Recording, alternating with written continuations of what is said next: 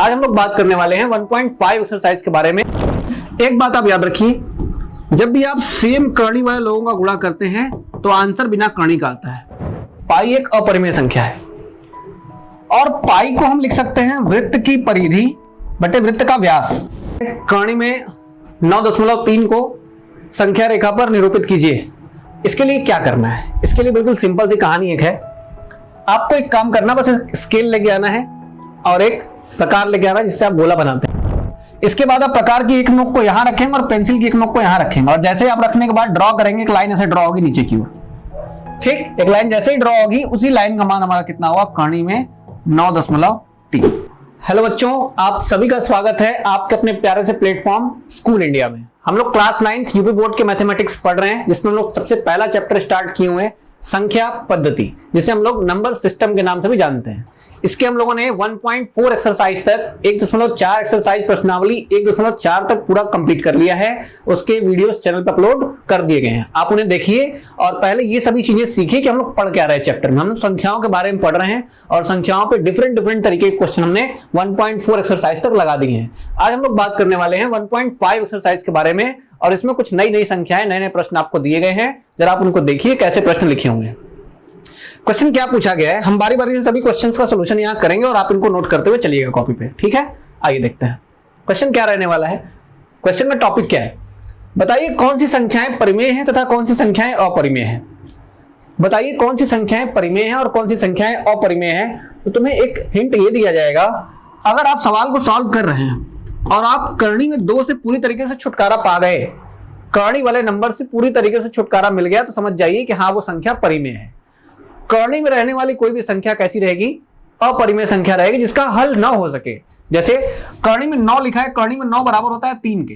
ठीक, ये 9 जो है वो वर्गमूल है किसका? 3 का।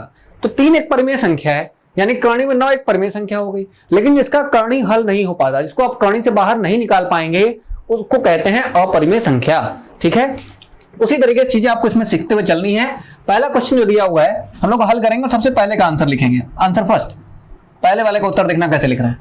2 माइनस करनी में 5, 2 माइनस करनी में 5 लिखना। उत्तर में क्या लिखोगे?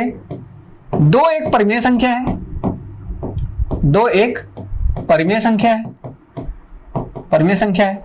जबकि करनी में 5 एक अपरिमेय संख्या है, एक अपरिमेय संख्या है, अपरिमेय संख्या है। हम जानते हैं कि एक परिमेय तथा एक अपरिमेय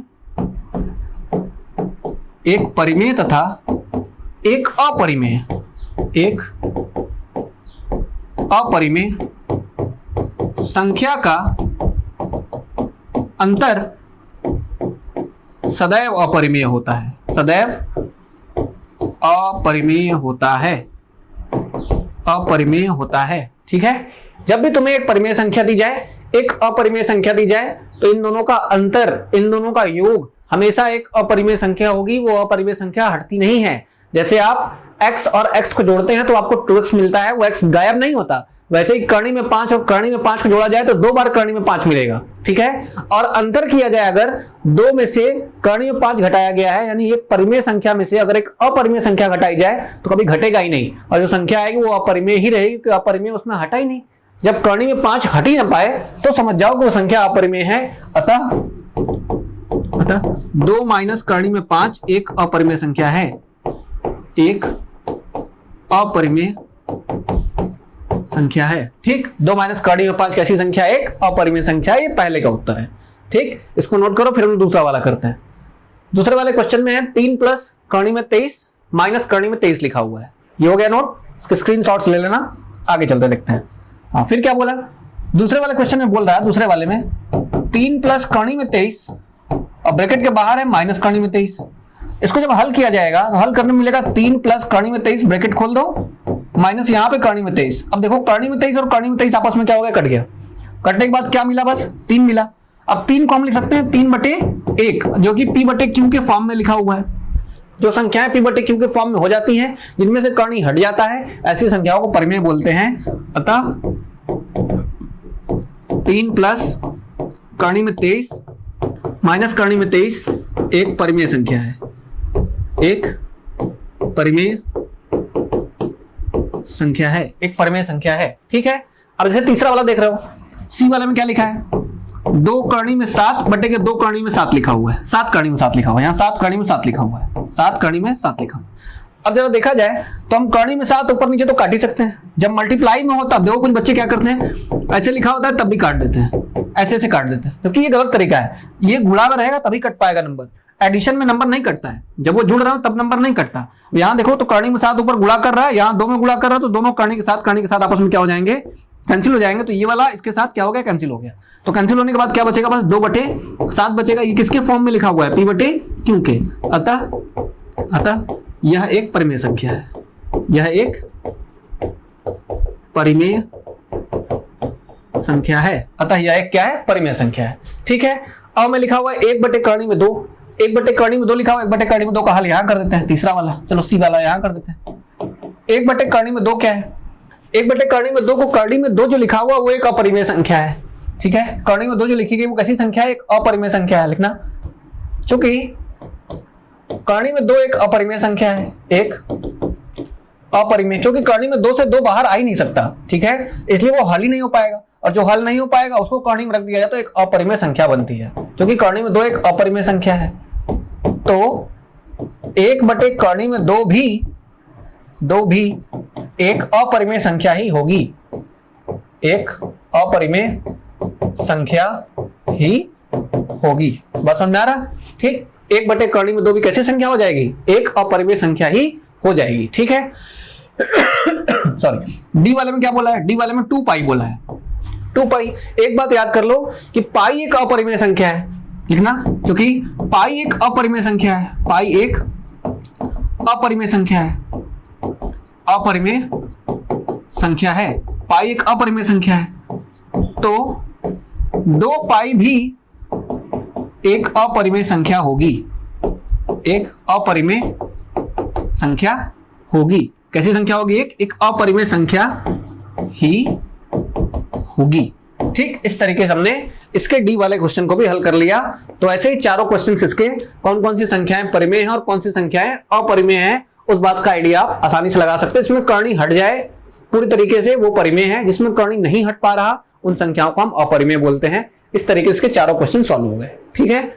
आओ देखते हैं अगला क्वेश्चन, चलते हैं। अगले क्वेश्चन में क्या है, अगले क्वेश्चन में बोला गया है, आगे चलते हैं। अगले क्वेश्चन में क्या बोल रहा है, अगले क्वेश्चन में बोला गया है प्रत्येक व्यंजक को सरल कीजिए, इन सारे को हल करना है। ठीक है। हल करने के लिए मल्टीप्लाई, मतलब देखो सारे ब्रैकेट में दिए, मतलब सबका गुणा हो रहा है आपस में। ठीक है। एक बात आप याद रखिए, जब भी आप सेम करणी वाले लोगों का गुणा करते हैं तो आंसर बिना करणी का आता है। ठीक है। करणी में 3 गुणे करणी में 3 क्या आएगा, 3 आएगा। वैसे ही करणी में 5 गुणे करणी में 5 क्या मिलेगा, 5 मिलेगा। बात समझ में आ रही है। लेकिन अगर करणी में दोनों अलग अलग लोग हों, करणी में 3 गुणे करणी में 5, इसका मतलब करणी में 3 गुणे 5 कितना है, 3 गुणे 5 कितना हो जाएगा, 15 हो जाएगा। करणी में कितना हो जाएगा, 15 हो जाएगा। बात समझ में आ रही है। वैसे ही 2 करणी में 3 और यहाँ करणी में 3 लिखा हुआ है। जब करणी में 3 के आगे कुछ नहीं होता तो क्या मानते हैं, 1 मानते हैं।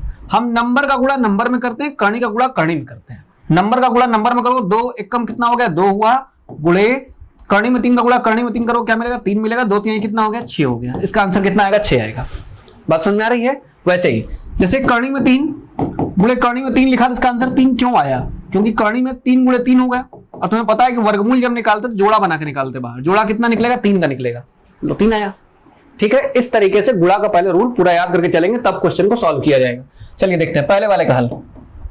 पहले वाले का हल किसका, ए का, पहले वाले का। सवाल लिखा है 3 प्लस करणी में 3, फिर लिखा है 2 प्लस करणी में 2। गुणा करोगे तो क्या मिलेगा, गुणा करते हैं तो बारी बारी से गुणा करते हैं, किसका किसमें करते हैं, इस बात को जरूर ध्यान देना है। इसका इसमें भी करेंगे और इसका इसमें भी करेंगे, और फिर दूसरी बारी जब स्टार्ट करेंगे, दूसरी बारी में क्या करेंगे, इसका इसमें भी करेंगे और इसका इसमें भी करेंगे। ठीक। बारी बारी से अलग अलग गुणा करते हुए चलना। ठीक। चलो गुणा करते हैं। पहले 3 दूनी कितना हुआ, 6, फिर 3 का इसमें करो तो 3 करणी में कितना, 2। 3 का करणी 2 में गुणा करने पे 3 करणी 2 आता है। फिर यहाँ करणी में 3 का फिर 2 में हो रहा है, तो 2 तो बाहर हो गया और करणी में 3 इधर हो जाएगा। ठीक है। और प्लस अब फिर देखो यहाँ पर लास्ट में लिखा है करणी में 3 गुणे करणी में कितना, 2। अब देखो 6 प्लस 3 करणी में 2 2 करणी में 3 और प्लस यहाँ कितना आएगा, करणी में कितना बन जाएगा, 3 दूनी कितना हो गया, 6 हो गया। बात समझ गए? ठीक। अब देखो कोई भी करणी सॉल्व हो सकती है क्या, हमको अगर जोड़ना होगा तो करणी में 2 को करणी में 2 के साथ ही जोड़ा जाएगा। जैसे x को जोड़ने के लिए हम x का साथी ही खोजते हैं, तो वैसे ही करणी में 2 को जोड़ने के लिए करणी में 2 ही चाहिए। यहाँ करणी में 2 है लेकिन यहाँ करणी में 3 है, मतलब ये दोनों आपस में जुड़ेंगे नहीं। और यहाँ करणी में 6 है तो ये भी आपस में जुड़ेगा नहीं। तो यही हमारा क्या हो जाएगा, ये हमारा हल हो जाएगा, ये हमारा आंसर हो जाएगा, यही हमारा क्या है, उत्तर है। इसका गुणा करने पे यही उत्तर आएगा। ठीक है, तो पहला वाला हो गया। इसी तरीके से दूसरा अगर सॉल्व किया जाए, दूसरे वाले में देखा जाए हल बी वाले का देखो, तो बी वाले में क्या है, 3 प्लस करणी में 3 और फिर क्या है 3 माइनस करणी में 3, 3 माइनस करणी में 3, ये दिया हुआ है। हम गुणा करेंगे तो कैसे कैसे गुणा करेंगे, ध्यान से देखना। गुणा करोगे इसमें भी करना पड़ेगा और इसमें भी करना पड़ेगा। तो दूसरी बारी से उठा के करोगे, दूसरी बारी कैसे करोगे, इसका इसमें भी करोगे और इसका इसमें भी करोगे। ठीक, चल तो गुणा करते हैं। पहले 3 का 3 में 3 तरीके कितना हो गया 9, फिर 3 का इसमें करो तो प्लस माइनस माइनस, 3 का गुणा करोगे 3 करणी में 3, फिर इसका इसमें गुणा करो, इसका इसमें गुणा करो, कितना आएगा प्लस, 3 बाहर करणी में 3 बगल में उसके। ठीक, और यहां देखो प्लस माइनस कितना होता है, माइनस होता है। और करणी में 3 गुणे करणी में 3 बताए थे कुछ देर पहले, करणी में 3 गुणे करणी में 3 करने में कितना 3 आता है। अगर नहीं याद हो पहले ये लिखना, प्लस और प्लस मिलकर कितना बनाते हैं प्लस, माइनस माइनस मिलकर कितना बनाते हैं प्लस, प्लस माइनस मिलकर कितना बनाते हैं माइनस, माइनस प्लस मिलकर कितना बनाते हैं माइनस। यानी सेम लोग मिलते हैं जब तो प्लस बनाते हैं और अलग अलग लोग मिलते हैं तो माइनस बनाते हैं। ठीक है, तो यहाँ देखो यहाँ प्लस था यहाँ माइनस था, प्लस माइनस क्या बना माइनस बना। अब देखो 9 माइनस 3 करणी में 3 प्लस यहाँ पे 3 करणी में 3 और माइनस 3 तरीके कितना हो गया, देखो करणी में 3 गुणा करने पे कितना था 3। अब जब देखोगे जब तो ये वाली संख्याएं तुमको बराबर लग रही होंगी, बिल्कुल बराबर है। बराबर संख्याएं अलग अलग संख्या अलग अलग चिन्हों के साथ होती हैं, प्लस 2 माइनस 2 कट जाता है, प्लस 3 माइनस 3 कट जाता है, तो वैसे भी बराबर थे कट गए। क्या बचा 9 माइनस 3, 9 माइनस 3 कितना 6, ये तुम्हारा क्या हो गया आंसर। 9 में से 3 घटा दिया लास्ट वाला, देखो 9 में से 3 घट गया कितना है 6 आया, 6 तुम्हारा क्या हो गया आंसर हो गया। तो इस तरीके से 2 क्वेश्चन के सॉल्व हुए। ठीक, और तीसरा वाला करते हैं और चौथा तुम्हारा होमवर्क क्वेश्चन रहेगा। ठीक है, चौथा वाला कर देते हैं। एक चौथे वाले में फॉर्मूला लगाना है, पर इसको नोट कर लो फिर चलते हैं आगे। ठीक, आगे आते हैं। वीडियो को पॉज करके एक बार अच्छे से क्वेश्चन को कॉपी में नोट करते हुए चलना है। ठीक है, सी वाला क्वेश्चन, सी वाले में क्या है, करणी में 5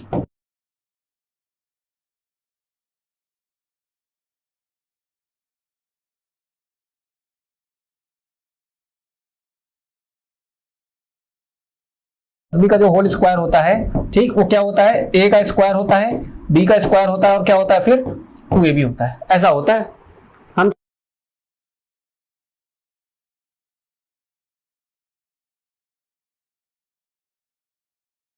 का स्क्वायर क्या आएगा बताओ। देखो पहले वाले का स्क्वायर है फिर दूसरे वाले का स्क्वायर है, तुम पहले वाले का स्क्वायर करो, स्क्वायर का मतलब होता है 2 बार गुणा करना। करणी में 5 का करणी में 5 का गुणा करो, क्या आएगा 5 आएगा। तो यहाँ कितना आएगा, पहले का स्क्वायर कितना है 5 आया, दूसरे का स्क्वायर कितना आएगा 2 आएगा, करणी में 2 गुणे करणी में 2 आता है। और फिर क्या है 2ab है, मतलब 2 गुणे ए कौन है हमारा करणी में 5 है और बी कौन है करणी में 2 है। ठीक है, क्या बन जाएगा यहाँ से 5 और 2 कितना हो गया 7 हो गया, प्लस 2 √5 √2 मतलब करणी में 5 करणी में 2 गुणा करने पे कितना होगा करणी में 10 हो गया। यही हमारा क्या हो गया आंसर हो गया, ये हमारा उत्तर हो गया। ठीक, कितना आसान है सब चीजें करना। अब इस वाले को करना, इस वाले को तुम करना, कैसे गुणा करोगे बारी बारी से, इसका इसमें भी करना, इसका इसमें भी करना, दूसरी बारी करना तो इसका इसमें करना और इसका इसमें करना। ठीक हो जाएगा।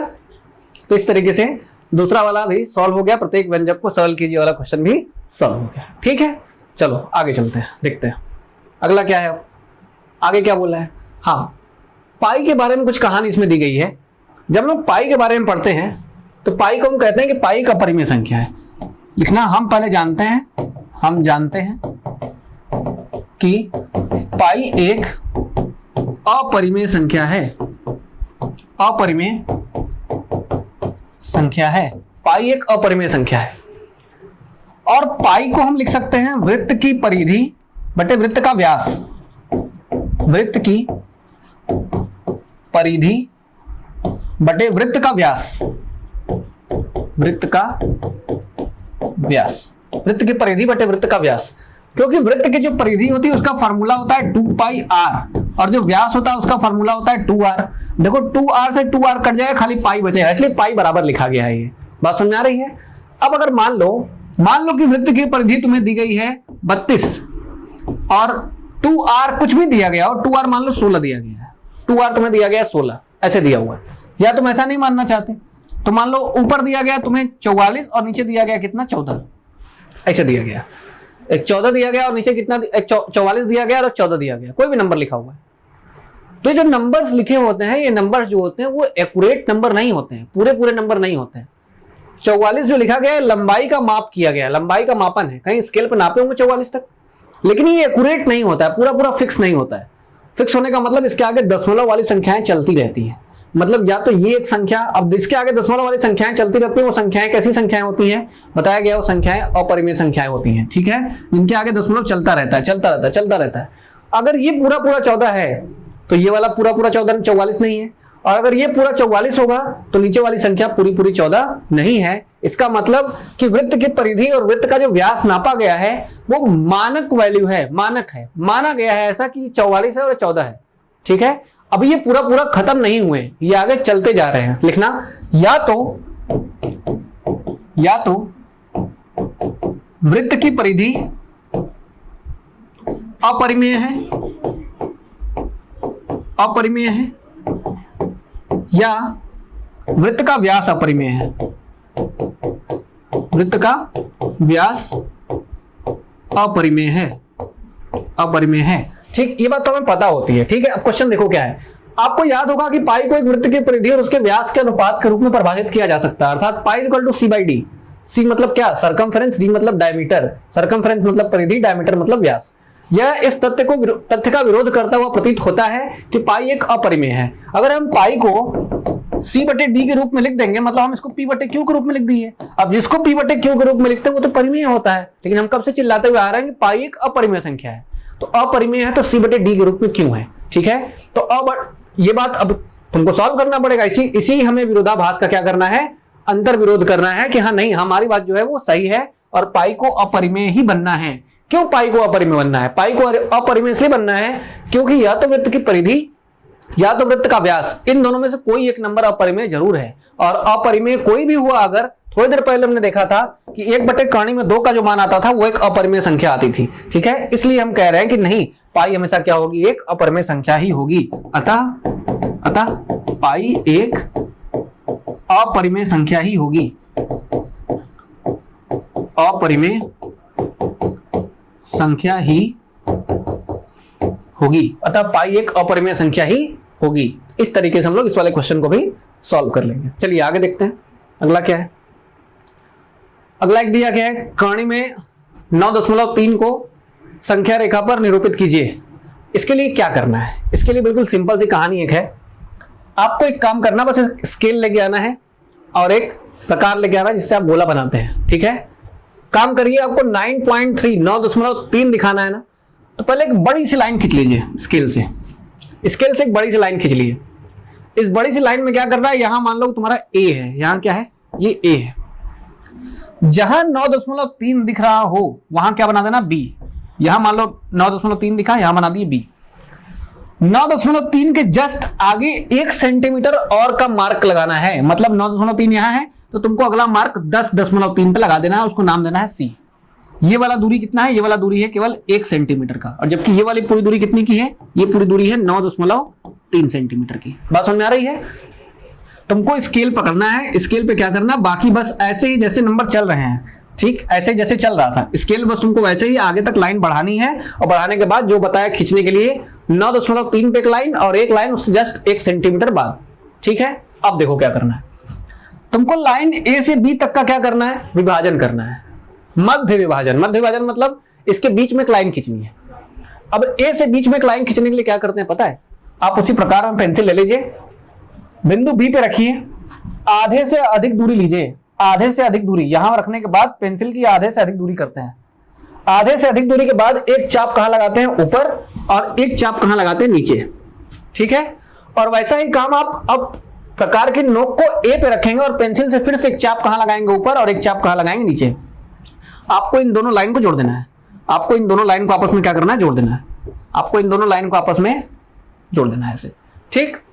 ये जो बिंदु आएगी बीच में, जो बिंदु आएगा इसे नाम दे देना ओ, नाम देना ओ। यही हमारा क्या है, ए से बी तक का मध्य बिंदु है, ठीक है।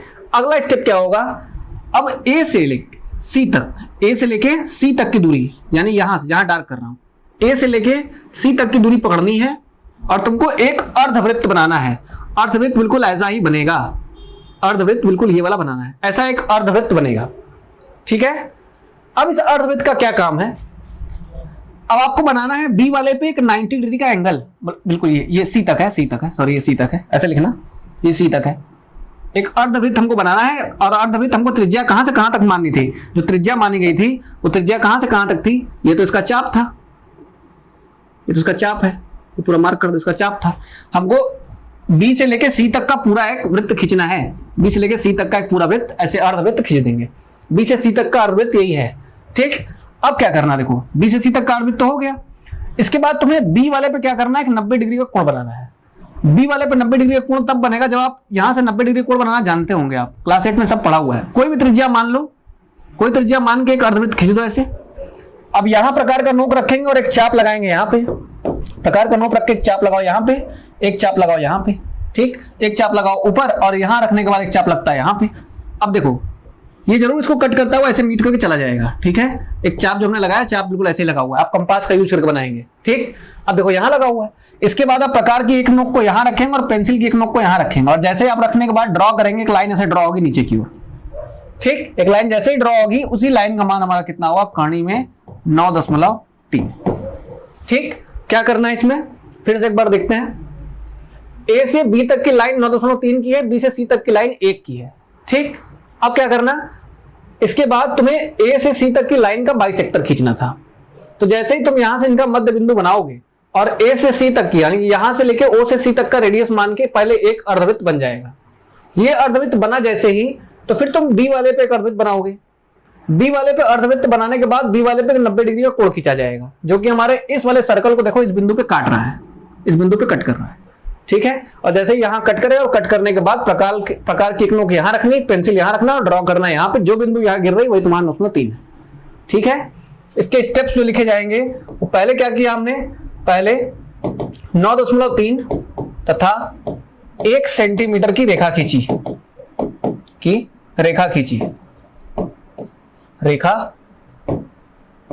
ठीक, दूसरे स्टेप में क्या किया, ए से सी तक का मध्य बिंदु ज्ञात किया, ए तथा सी का मध्य बिंदु ज्ञात किया, ए से सी का मध्य बिंदु हो गया। इसके बाद क्या किया, तीसरे वाले में ए से सी का मध्य बिंदु जब पता चल गया, ए से सी के मध्य बिंदु के बाद हमने क्या किया, ओ से सी तक की त्रिज्या मानकर, ओ सी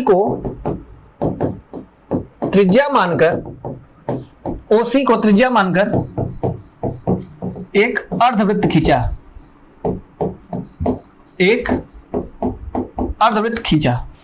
चौथे स्टेप में क्या किया, बी वाले पर क्या किया, बी वाले पर एक 90 डिग्री का कोण बनाया, बिंदु बी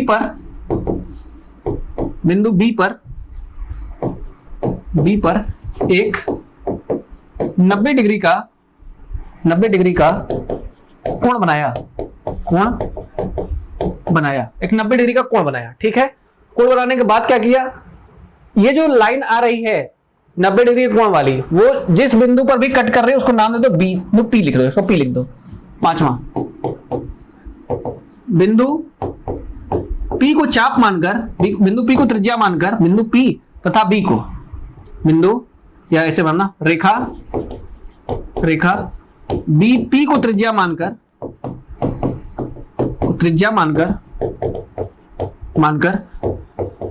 संख्या रेखा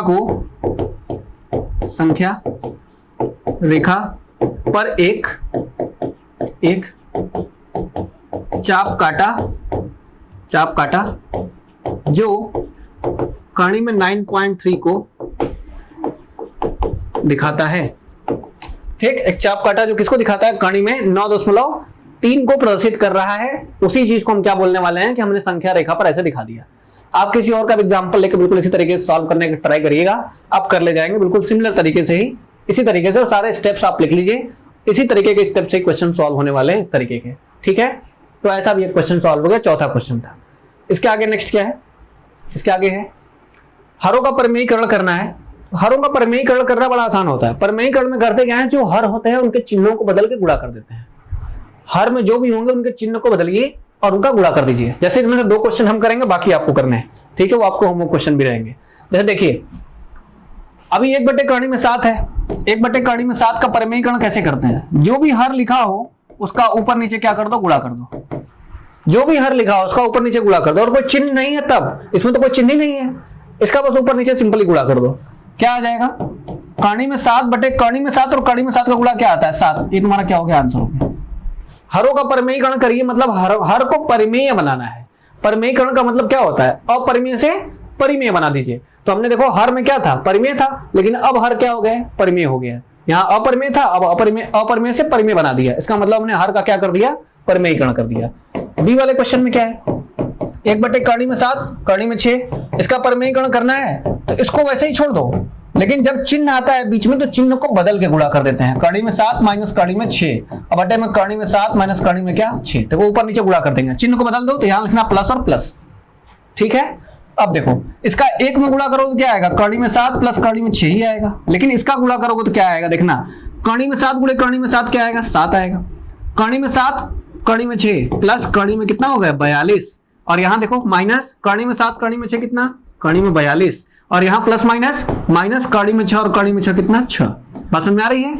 अब देखो ये और ये आपस में क्या हो गया? कट गए। क्या बचा? कर्ण में 7 प्लस कर्ण में 6, और नीचे 7 में 6 का कितना बचा? 1, और 1 लिखने का कोई मतलब नहीं है, तो कर्ण में 7 और कर्ण में 6 ये हमारा आंसर हो गया। ठीक है, ये इसका उत्तर मिले। इस तरीके से इसको सॉल्व कर देते हैं। एक क्वेश्चन आपको लास्ट वाला बता देते हैं बस, बाकी ये वाला क्वेश्चन जो बचता है वो आपको होमवर्क रहेगा, कुछ सिमिलर है डी वाले के। ठीक, डी वाला देखो, डी वाला कैसे सॉल्व करोगे? 1/7 माइनस 2 है, क्या करोगे? गुणा करोगे, चिन्ह को बदल के गुणा करोगे, चिन्ह को बदल के गुणा कर दो, 7 प्लस 2 कर दो। ठीक, गुणा करो, 1 में गुणा करने के बाद तो वही आएगा, और नीचे जब गुणा करो तो कर्ण में 7 और कर्ण में 7 कितना आएगा? 7, और कर्ण में 7 का 2 में करोगे तो 2 कर्ण में 7, फिर 2 का इसमें करोगे तो माइनस 2 कर्ण में 7, और माइनस माइनस प्लस मतलब माइनस, हाँ कितना? माइनस प्लस माइनस हुआ, तो यहाँ माइनस कितना? 4। ठीक, अब देखो ये दोनों आपस में कट गए। ठीक, कटने के बाद क्या बचा? बस कर्ण में 7 प्लस 2, और नीचे क्या बचा हमारा? 7 माइनस 4 कितना बचा? 3। अब देखो नीचे जो अपरिमेय था वो नीचे क्या हो गया? परिमेय हो गया, तो ये हमारा क्या हो गया? आंसर हो गया। इस तरीके से हम लोग 1.5 वाले एक्सरसाइज का क्या कर दिए? सॉल्यूशन पूरा कंप्लीट कर दिए। इसमें 5 क्वेश्चन थे, और 5 क्वेश्चन में अलग अलग पार्ट्स भी थे। हमने सारे क्वेश्चन किए, जो बचे हुए क्वेश्चन सब काफी छोटे एग्जांपल्स हैं जो आपको होमवर्क के लिए दिए गए हैं, सिमिलर वैसे ही करके दिए गए हैं। ठीक है, तो आप इन्हें लगाइएगा। हम लोग नेक्स्ट वीडियो में स्टार्ट करने वाले हैं पहले चैप्टर की सबसे लास्ट एक्सरसाइज 1.6 वाली एक्सरसाइज। उसे करने के बाद आपको पहला चैप्टर खत्म हो जाएगा, फिर हम लोग कोई नया चैप्टर दूसरा स्टार्ट करेंगे, इसका नाम होगा बहुपद। ठीक है, तो मिलते हैं नेक्स्ट लेक्चर में 1.6 exercise 7। Till then take care.